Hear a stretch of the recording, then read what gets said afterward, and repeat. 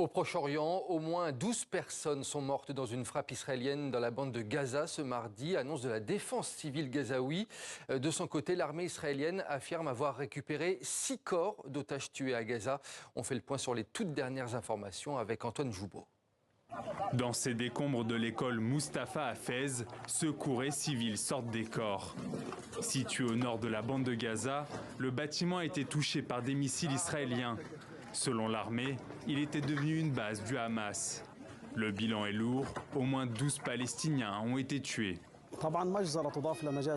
C'est tout un étage du bâtiment qui a été visé. Cette école accueille environ 700 personnes déplacées qui sont là depuis le début de la guerre jusqu'à aujourd'hui. Il y a un certain nombre de personnes disparues sous les décombres.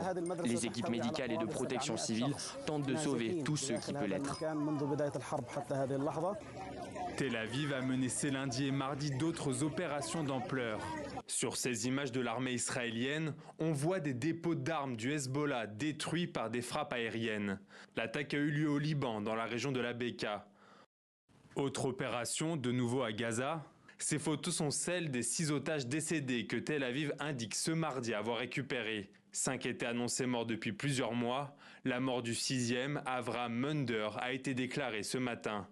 Selon une ex-otage, ils avaient été retenus ensemble dans un tunnel après leur enlèvement le 7 octobre.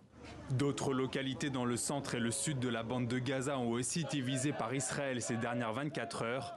Plusieurs dizaines de victimes sont également à déplorer.